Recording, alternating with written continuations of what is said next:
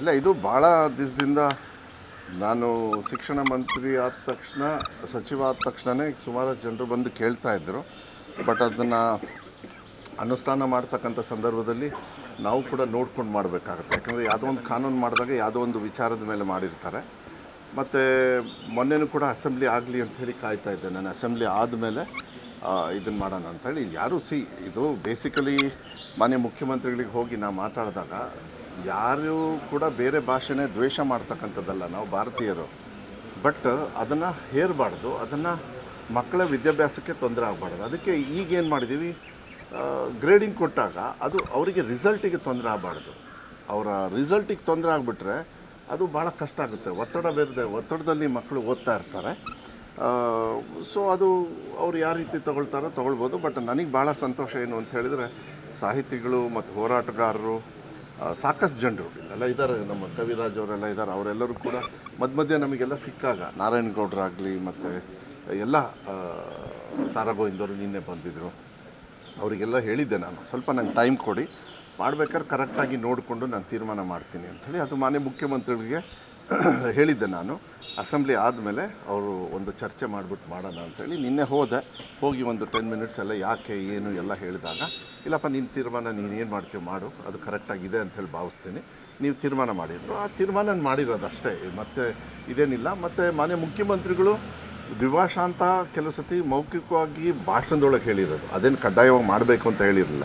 ಇದನ್ನೆಲ್ಲದನ್ನು ನೋಡಿದಾಗ ನಾವು ಕೂಡ ಮಂತ್ರಿಯಾಗಿ ಅವರ ಭಾವನೆಗಳನ್ನು, ಯಾಕೆಂದರೆ ಸ್ವಲ್ಪ ಸಾಹಿತಿಗಳು ಇದೆಲ್ಲ ಅಂದಾಗ ಸ್ವಲ್ಪ ಅವರು ಜಾಸ್ತಿ ಒತ್ತನ್ನು ಕೂಡ ಕೊಡ್ತಾರೆ ಮಾನ್ಯ ಮುಖ್ಯಮಂತ್ರಿಗಳು. ಅವರಿಗೆ ಈ ಕಡೆಗಿದೆ ಭಾಷೆ ಎಲ್ಲದೂ ಕೂಡ, ನಮ್ಮ ಭಾಷೆ ಪ್ರಾಂತ್ಯ ಇದೆಲ್ಲದೂ ಕೂಡ. ಟೀಕಾ ಟಿಪ್ಪಣಿಗಳು ಏನು ಕೆಲವರು ಮಾಡ್ತಾರೆ, ಅದಕ್ಕೆಲ್ಲ ಜಾಸ್ತಿ ತಲೆ ಕೆಡಿಸ್ಕೊಳ್ಳೋದು ಬೇಡ. ನಮ್ಮ ಕರ್ನಾಟಕ ರಾಜ್ಯದ ಮಕ್ಕಳಿಗೆ ಒಳ್ಳೆಯದಾಗಬೇಕು, ನಮ್ಮ ಭಾಷೆಗೂ ಕೂಡ ಅನುಕೂಲ ಆಗಬೇಕು, ಬೇರೆ ಭಾಷೆನ ವಿರೋಧ ಮಾಡಬಾರ್ದು. ಇದು ಡಸಂಟ್ ಮೇಕ್ ಏನು ಅದರಿಂದ ಏನಾಯ್ತು ನಿಮಗೆ, ಏನಾಯಿತು?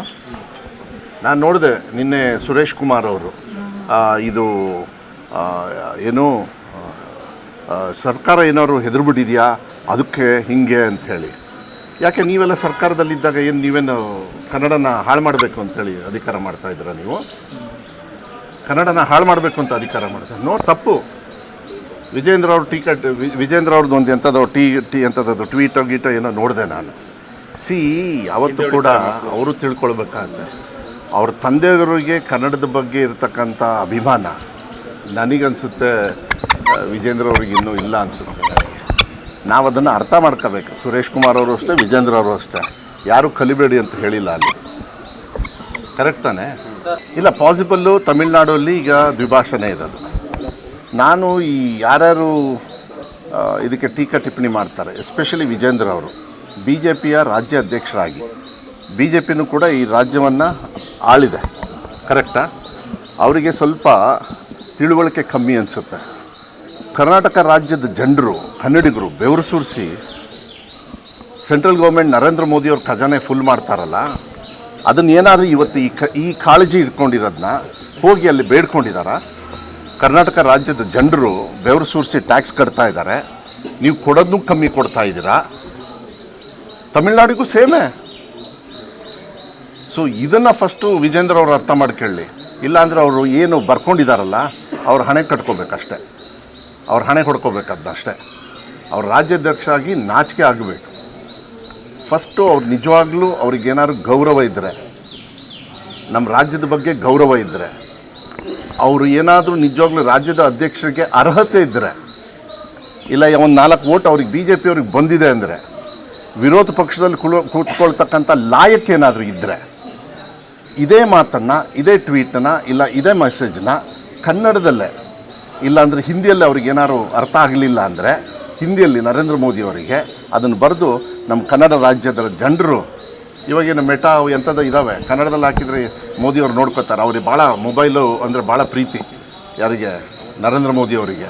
ಸ್ವಲ್ಪ ಅದನ್ನು ಕರ್ನಾಟಕದ ನಮ್ಮ ಫೈನಾನ್ಸ್ ಮಿನಿಸ್ಟ್ರು ಏನವ್ರ ಹೆಸರು, ನಿರ್ಮಲಾ ಸೀತಾರಾಮನ್ ಅವರು ಎಲ್ಲಿಂದ ಗೆದ್ದಾರೆ ರೀ? ಎಲ್ಲಿಂದ ಗೆದ್ದಾರೆ? ಅವ್ರಿಗೂ ಟ್ವೀಟ್ ಮಾಡೋಕ್ಕೆ ಹೇಳಿ ನೋಡೋಣ. ಇದ್ರ ವಿರುದ್ಧ ಕರ್ನಾಟಕದ ಮತ ಹಾಕ್ಕೊಂಡು ಅಲ್ಲಿ ಗೆಲ್ಲಬೇಕು, ನಮ್ಮ ರಾಜ್ಯದ ಜನರು ಬೆವರು ಸುರಿಸಿ ಟ್ಯಾಕ್ಸ್ ಕಟ್ಟಬೇಕು. ಮಾನ್ಯ ಸಿದ್ದರಾಮಯ್ಯ ಅವರು ಹೋಗಿ ಕೇಳಿಕೊಂಡ್ರೂ ಕೂಡ, ನಮ್ಮ ಸರ್ಕಾರ ಹೋಗಿ ಬೇಡ್ಕೊಂಡ್ರೂ ಕೂಡ ಕೊಡ್ತೀನಿ ಅನ್ನೋದನ್ನ ಕಟ್ ಮಾಡ್ತಾರಲ್ಲ, ಹಾಗಾದ್ರೆ ಇದ್ರ ಬಗ್ಗೆ ನಮ್ಮ ವಿಜೇಂದ್ರ ಅವರು ಏನು ಹೇಳ್ತಾರಂತೆ, ಅವ್ರ ಪಕ್ಷದವ್ರು ಏನು ಹೇಳ್ತಾರಂತೆ, ಅವ್ರ ಕಾರ್ಯಕರ್ತರು ಏನು ಹೇಳ್ತಾರಂತೆ. ನಾನು ಹೇಳ್ತೀನಿ, ಇದನ್ನು ಹೇಳ್ಕೊಂಡು ಹೋದರೆ ಮೋಸ್ಟ್ಲಿ BJP ಅವರು ಅವ್ರ ಮುಖಕ್ಕೆ ಉಗಿತಾರೆ. ಸರ್, ಈಗ ಗ್ರೇಡಿಂಗ್ ವ್ಯವಸ್ಥೆ ಆಯಿತು, ಆ ಚರ್ಚೆಗೆ ಬರೋದಿಲ್ಲ. ಇವಾಗ ಇದನ್ನು ಕಡ್ಡಾಯವಾಗಿ ನೀವನ್ನ ಗ್ರೇಡಿಂಗ್ ಸಿಸ್ಟಮ್ ಮಾಡಿದ್ದೀವಿ, ರಿಸಲ್ಟಿಗೆ ಎಫೆಕ್ಟ್ ಆಗೋದಿಲ್ಲ.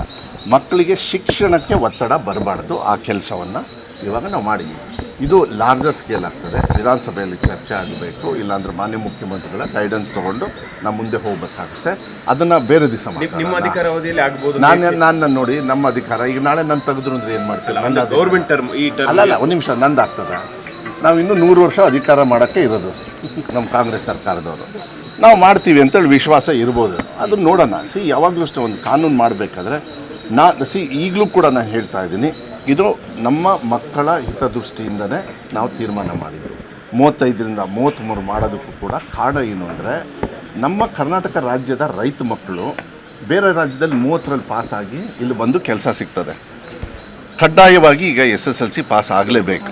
ನೀವು ಯಾವುದೇ ಕೆಲಸ ತಗೊಳ್ಳಿ, ಒಂದು ಕೆಲಸ ಸಿಕ್ತು ಅಂತ ಅವಾಗ ಅರ್ಥ ಮಾಡ್ಕೊಂಡಿಲ್ಲ, ಟೀಕಾ ಟಿಪ್ಪಣಿ ಮಾಡಿಬಿಟ್ರು. ನನಗೆ ಸ್ವಲ್ಪ ಅರ್ಥ ಮಾಡ್ಕೋಬೇಕು ಟೀಕಾ ಟಿಪ್ಪಣಿದಾರರು. ಈ 33 ಮಾಡಿರೋದು ಪಾಸ್ ಮಾಡೋದಕ್ಕಲ್ಲ, ಬಡವರು ಪಾಸಾಗಿ ಅವರ ಒಂದು ಸಹಕಾರಕ್ಕೆ. ಯಾಕೆಂದರೆ ಒಬ್ಬರಿಗೆ ಕೆಲಸ ಸಿಕ್ಕರೆ ಅವ್ರ ಕುಟುಂಬ ಸೇಫ್ಟಿ ಬರ್ತದೆ, ರಕ್ಷಣೆ ಬರ್ತದೆ, ಅವ್ರಿಗೊಂದು ಮೆಡಿಕಲ್ ಫೆಸಿಲಿಟಿ ಸಿಗ್ತದೆ, ಭವಿಷ್ಯದಲ್ಲಿ ಅವ್ರ ಮಕ್ಕಳಿಗೆ ಒಂದು ಸೆಕ್ಯೂರಿಟಿ ಸಿಗ್ತದೆ. ಆ ನಿಟ್ಟಿನ ಮೇಲೆ ಮಾಡಿರೋದು ಹೊರತು ಯಾಕೆ 625 ತಗೊಳ್ಳಿಲ್ವಾ? ತೊಗೊಂಡಿದ್ದಾರಲ್ಲ ಮಕ್ಕಳು. ಯಾರು ವಿರುದ್ಧ ಯಾರು ಮಾಡ್ತಾರೆ? ಆಮೇಲೆ ನಮ್ಮ ದೇಶ ಹೆಂಗೆ ಡಿವೈಡ್ ಆಗಿರೋದು? ಭಾಷೆ ಮೇಲೆ ಆಗಿರೋದು. ಹಂಗೆ ಅಂದ ತಕ್ಷಣ ಹೊಡೆದಾಡ್ಕೊಳ್ಳಿ ಅಂತ ಹೇಳಲ್ಲ. ಅಂಬೇಡ್ಕರ್ ಅವರು ಭಾಷೆ ಮೇಲೆ ಇದೆಲ್ಲದೂ ಕೂಡ ಪ್ರಾಂತ್ಯವನ್ನು ಆದರೂ ಕೂಡ ನಾವೆಲ್ಲ ಒಂದೇ ತಾಯಿ ಮಕ್ಕಳು ಅಂಥೇಳಿ. ಇವ್ರಿಗೆ ಅಷ್ಟು ಧೈರ್ಯ ಇದ್ದರೆ ಹಿಂದಿನ ರಾಷ್ಟ್ರ ಭಾಷೆ ಅಂತ ಹೇಳಿ ಮಾಡಲಿ ನೋಡೋಣ.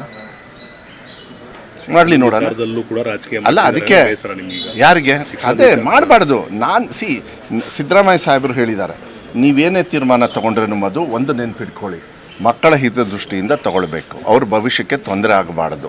ನಮ್ಮ ಭಾಷೆ, ನಮ್ಮ ನೆಲ, ಜಲ, ಪೂರ್ವಕರು ಏನು ಮಾಡಿದ್ದಾರೆ? ಎಲ್ಲರೂ ಕೂಡ ಕಾಪಾಡ್ಕೊಂಡ್ಬಂದಿದ್ದಾರೆ. ಯಾಕೆ ನಿಮಗೆ ಗೋಕಾಕ್ ಚಳವಳಿ ಎಲ್ಲ ಆಗಿರ್ತಕ್ಕಂಥದ್ದು, ಅದು ಒಂದು ಚಳವಳಿ ಮೇಲೆ ಯಾವುದೋ ಒಂದು ವಿಚಾರಕ್ಕೆ, ಅದರಿಂದ ನಮಗೆ ಅನುಕೂಲನೂ ಕೂಡ ಅನನುಕೂಲ ಆಗಿದೆಯಾ? ಸೊ ಇದನ್ನು ಯಾವಾಗ ಈ ಹೋರಾಟಗಾರರೆಲ್ಲ ಯಾಕೆ ಅವ್ರು ಹೋರಾಟ ಮಾಡಬೇಕು? ನಮ್ಮ ರಾಜ್ಯದಲ್ಲಿದ್ಬಿಟ್ಟು ನಮ್ಮ ಇದಕ್ಕೇನೆ ಹೋರಾಟ ಮಾಡ್ತಾರಂದರೆ, ನಾವು ಬೇರೆ ವಿರುದ್ಧವಾಗಿ ಏನು ಮಾಡಿಲ್ಲಲ್ಲ. ಎಲ್ಲಿ ಮಾಡಿದ್ದೀನಿ? ಈ ಸುರೇಶ್ ಕುಮಾರ್ ಅವರು ಸ್ವಲ್ಪ ಅರ್ಥ ಮಾಡ್ಕೊ, ಶಿಕ್ಷಣ ಸಚಿವರಾಗಿ ಕನ್ನಡ ಓದಲೇಬಾರ್ದು ಅಂತ ಹೇಳ್ತಾ ಇದ್ದಾರೆ ಅಂತ ಫಸ್ಟ್ ಅದು ಅರ್ಥ ಮಾಡ್ಕೊಳ್ಳಿ. ಅದರೊಳಗೆ ಹಂಗೆ ಹೇಳೇ ಇಲ್ಲ. ನಾವು ಆಪ್ಷನಲ್ಲಿ ಬಿಡಬೇಕಾಗತ್ತೆ. ನಮ್ಮ ದೇಶದೊಳಗೆ 1000 ಭಾಷೆ ಕಲೀಲಿ ನಮ್ಮ ಕನ್ನಡಿಗರು, ಬಟ್ ಕನ್ನಡವನ್ನು ಕಂಪಲ್ಸರಿಯಾಗಿ ಓದಲಿ ಅಷ್ಟೇ. 91 ಬೇಡ ಅಲ್ಲ. ಎಲ್ಲಿಗೆ ಹೋಗುತ್ತೀವಿ? ಇವತ್ತು ಮಕ್ಕಳು ಹುಟ್ಟಿದ ತಕ್ಷಣ ನಾಳೆ ಶಾಲೆಗೆ ಸೇರಿಸೋಂಥ ಸಂದರ್ಭ ನಾವೇ ಸೃಷ್ಟಿ ಮಾಡ್ಕೋತೀವಿ. ಇದೆಲ್ಲ ಒಂದು ಗೈಡ್ಲೈನ್ಸ್ ಇರ್ತದೆ.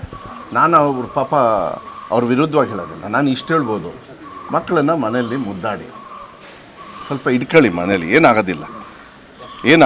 ನಾನು ಸಾರಿ, ಅವರಿಗೆ ಮನಸ್ಸಿಗೆ ನೋವು ಮಾಡಬೇಕು ಅಂತ ಹೇಳೋದಿಲ್ಲ. ಇದು ಕಾನೂನನ್ನ ಎಲ್ಲೋ ಒಂದು ಹತ್ರ ಇಡಬೇಕಾಗ್ತದೆ. ನೀವು 18 ಇಯರ್ಸಿಗೆ ಡ್ರೈವಿಂಗ್ ಲೈಸೆನ್ಸು, ವೋಟಿಂಗು, ಹೀಗೆ ಮದುವೆ ಆಗೋಕ್ಕೆ 21, ಏನು ಗಂಡಸರಿಗೆ 21? ಹಾಂ, ಯಾಕೆ 21 ಒಂದು ತಿಂಗಳು ಮುಂಚೆ ಕೊಡಿ. ನಾ ಹೇಳೋಕ್ಕಾಗುತ್ತಾ ಇದು? ಸೊ ಇದೆಲ್ಲ ಆಗೋದಿಲ್ಲ. ಕಾನೂನು ಮಾಡಬೇಕಾದ್ರೆ ಒಂದು ವಿಚಾರ ಇಟ್ಕೊಂಡು ಮಾಡ್ತಾರೆ. ಈ ಚರ್ಚೆನ ನೀವು ನಿಲ್ಲಿಸಬೇಕಾಗತ್ತೆ. ನಿಲ್ಲಿಸಿ. ನಾನು ದಯವಿಟ್ಟು ಅಲ್ಲ, 75,000 ಮಕ್ಕಳು ಅಂಥೇಳಿ ನೀವು ಕರೆಕ್ಟಾಗಿ ನೋಡ್ಕೊಳ್ಳಿ. ಅಷ್ಟು ಜನರೇ ಇಲ್ಲ, ತಿಳ್ಕೊಬಿಡಿ. ನಮ್ಮ ದೇಶದಲ್ಲೂ ಸಿಗಲ್ಲ ಅಷ್ಟು.